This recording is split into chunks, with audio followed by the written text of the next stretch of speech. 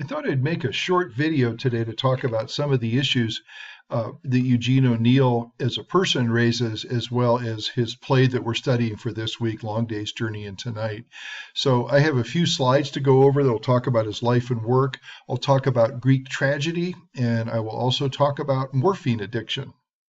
ONeill was the son of a famous actor, very much the same kind of actor who we meet in Long Day's Journey into Night. His father was James ONeill, an Irish immigrant who came to the United States and became a very successful actor. He bought the rights to a play called The Count of Monte Cristo and performed the lead role in it over 5,000 times on touring companies across the United States. He lived for a long time. He had several children, one of whom was Eugene, born in 1888. And ONeill himself, ONeill the son, the writer, the one we're talking about, was raised in hotels in New York City, but he spent about 3 or 4 months a year in a summer home in New London, Connecticut, which is actually where the play that we are studying is set. ONeill spent about a year at Princeton. He flunked out in 1907. He went to sea, was on a number of merchant ships during that period of time, and alternated that with periods of living in Greenwich Village, which was kind of the center of bohemian, quote unquote, life in America in that period.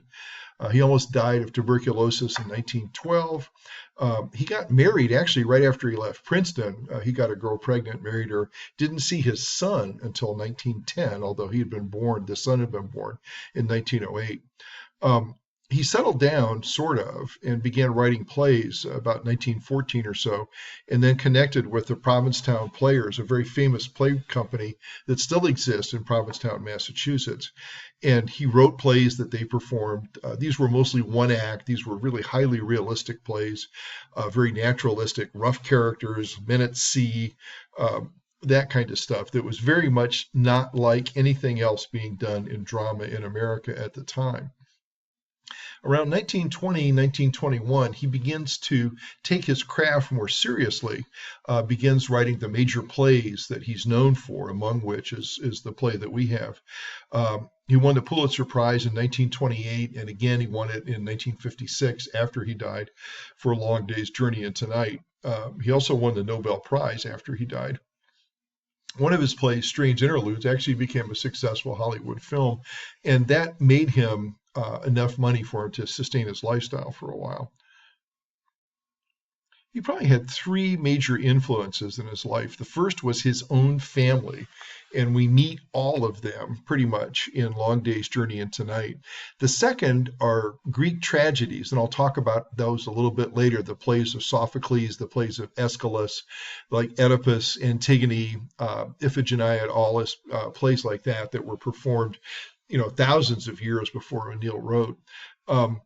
And he was also influenced by Sigmund Freud. And these days, we don't take Freud very seriously as a serious practitioner of psychoanalysis, although much of the groundwork for what we now practice in psychiatry comes originally from Freud. We just know a lot more about how the mind works now. But in ONeill's time, especially in the 20s through the 70s in the United States, Freud was the man. And Freudian analysis, Freudian characterization of literary figures was extremely common.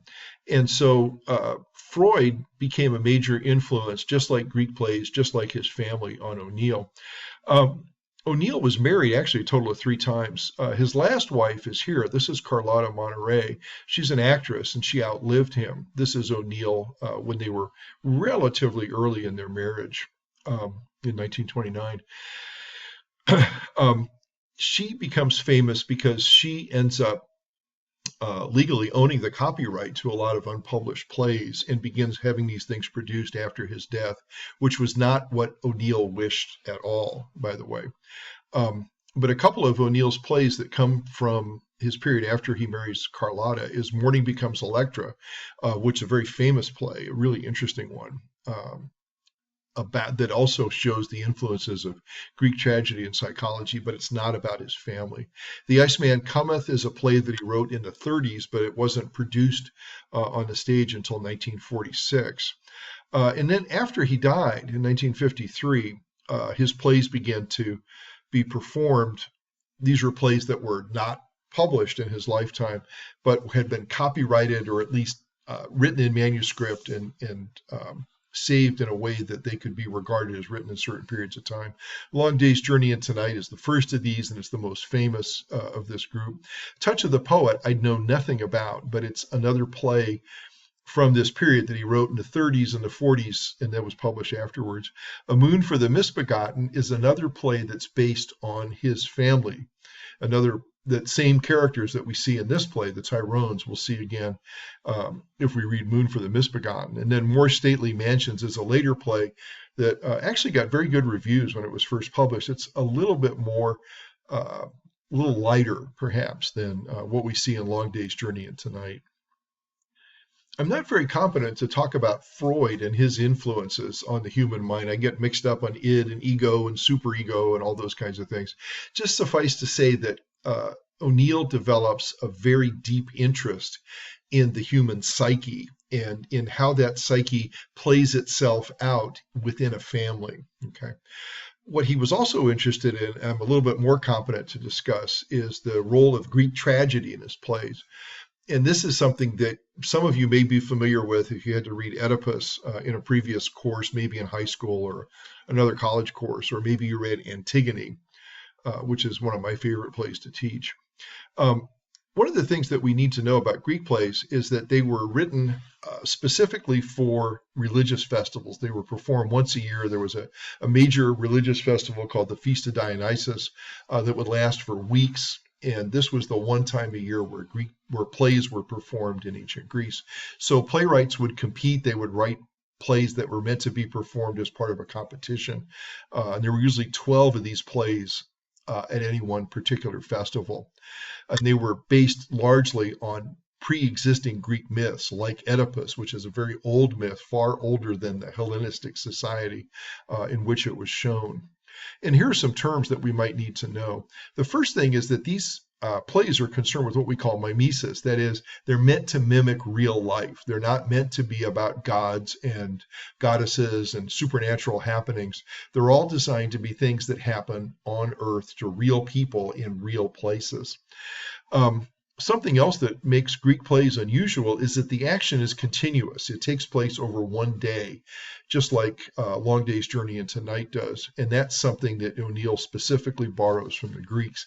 It adds a certain intensity because you've got to get all the action crammed into less than 24 hours.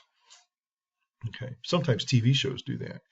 Ethos is one of the major concerns, and that is the character of the main figure. What kind of a person is he? And they're always male, except for Antigone. You know, is this a person of merit? Is this a person of judgment? Is this a person who's honest? Or is this a person who lies and who's devious and who cheats? And this ethos, this character, becomes what determines the action of the play. Okay.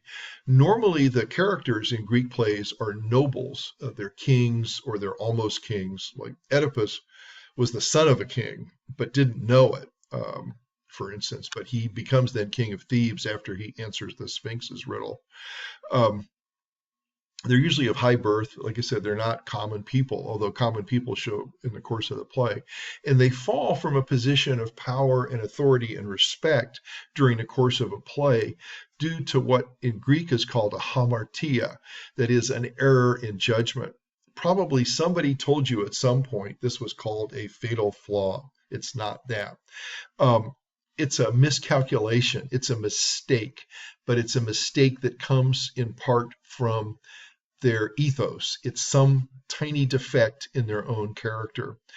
And that character has as a part of it something called hubris, a word we still use today, someone who has blind faith in their own judgment, of their own power. Oedipus, for instance, his great fault, his hamartia, is not marrying his mother, but unknowingly killing his father on the way to Thebes.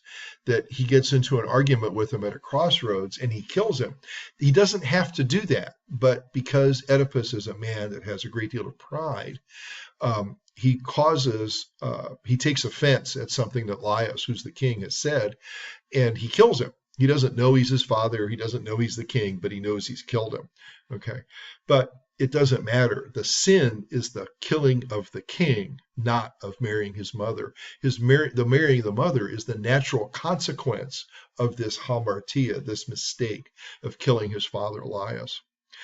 One of the things that the main characters, the hero, such as it was for these plays, always experiences is something called an anagnorisis. That is a recognition of his error. He sees what he has done wrong and how he is punished for it. Okay. This error is also called a peripetia. That is, in the action of the play, there's a reversal. It's when things go wrong. And like I said, in Oedipus, we tend to think of that, oh my God, it's a play about a guy who marries his mom. Holy smokes. It's really more the result, as I said, of his killing his father.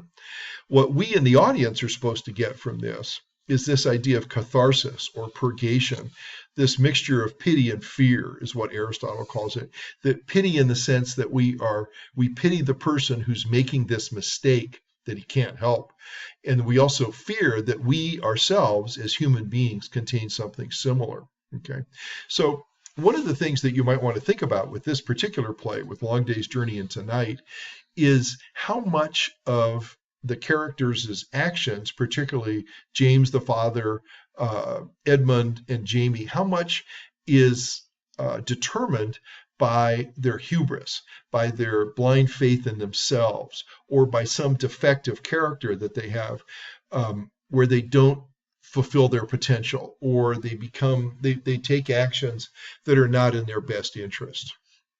And in this case, we're not talking about nobles, we're not talking about kings, we're talking about ordinary people. And so one of O'Neill's concerns in the play is sort of seeing how these elements of Greek tragedy might play out in ordinary lives. And so you'll see that as the play goes on. I might mention that this is like a really nickel and dime version of Greek tragedy. If you do get interested in this, email me or something, and I will be glad to send you more links to information about the poetics, for instance, which I've studied extensively. But today we have time. We just want to make sure I get the video out. So I'm perhaps cutting this shorter than I might otherwise. But I think what you will find, just to repeat myself, is you'll find these same elements, these errors that people make that derive from hubris that cause some reversal that then ends in anagnorisis of a certain kind. And we, in turn, as I said, will take something away from that, a lesson, which goes back to why they were shown in the first place, that these were meant to be morally instructive. And I think O'Neill has some of those same concerns here in his play as well. Okay, the play, it was written between sometime in the 1940s, and it was finally in its final form in about 1945. We have evidence of that. He wanted it performed 25 years after his death. He did not want it performed when his wife ended up having it performed, but that's what she did. He wanted everybody in the world who sort of influenced the characters in the play to be long gone by the time this was performed. And I'm sorry I spelled it perfumed. Spell check. You'd think an English teacher would notice that. Again, this is modeled on his own family. O'Neill, R. O'Neill, Eugene ONeill, is the youngest. Edmund, who's also the name of one of the characters in King Lear, for those of you who are Shakespeare guys. Again, as I said earlier, the action takes place over one day. Some of the things that go on in here are family issues, the kinds of normal give and take and squabbles and ups and downs that family members have. The family members are the only people you live with that you don't have any choice in. You choose your friends, but you don't choose your relatives, as they famously say. There's all kinds of people who make judgments of different kinds in here. The father, James, is a very skinflint, tight, parsimonious man, but he also wants to be seen as grander than he really is. The mother is this sad figure because she's addicted to morphine, which is not an uncommon addiction. I'll talk about that next. Jamie, the older brother, is an alcoholic. There's a lost child, Eugene, interestingly enough, same name as our playwright, who in the play was accidentally infected with measles by Jamie when Jamie was 7 and the baby was 2, and so that child died. And then, of course, Edmund, the Eugene ONeill character in the play, is suffering from tuberculosis, which was a very common malady in the United States. In fact, my grandfather, my father's father, ran a TB sanitarium in upstate New York for about 25 years and contracted the disease himself and died.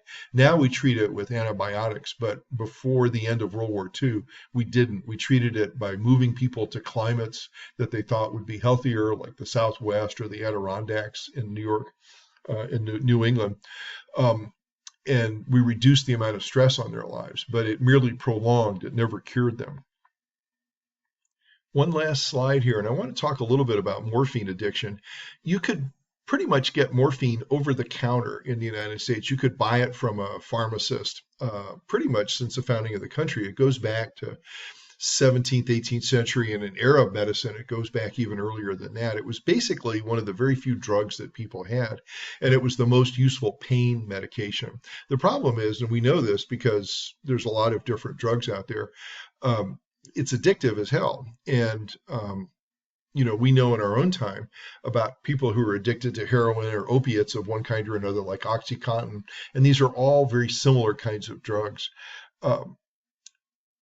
The drug itself was banned as a over-the-counter substance in 1905, but you could still get it by prescription. The Pure Food and Drug Act requires its labeling, and then about 1914, there's a law that's passed that requires it to be issued only, and records kept of who gets it and how much and who prescribes it and so on, like we do now. But the addictive qualities of morphine were so great that people were looking for alternatives to it. And codeine, which is another extract of opium, was used as an alternative, and it was synthesized. That is, they figured out how to make it without opium in 1830, and codeine was seen as a slightly less addictive drug. But as you know, codeine is also a highly addictive drug. Heroin, which we now see as like the worst drug ever, or one of the worst drugs ever, was actually developed to be an alternative to morphine that would be much less addictive. And of course, we all know how that turned out, not real well. Interestingly enough, the same guys who invented aspirin, Bayer Drugs, which is not necessarily the Bayer company we have today in St. Louis, developed aspirin and heroin at the same time, both as analgesics. So Mary Tyrone in this play is a not uncommon figure in 19th and 20th century literature in that she's addicted to opium. Okay, so when we look at her, we have to look at her as both an individual, a specific person with this addiction, this terrible addiction, but we also have to look at her in the context of her time where she's not that unusual. Many middle and upper class women were addicted to morphine at this period of time. Doctors were famous for prescribing it because they really didn't have anything else for pain. And they knew that once people were addicted, sometimes they could be treated, and sometimes they couldn't. And Mary, of course, is an example of somebody whose treatment was unsuccessful. So lots to think about. A lot of different pieces to this puzzle for this play. I hope you find this video helpful. I'm looking forward to seeing what you have to say in the discussion board assignments. Thank you very much.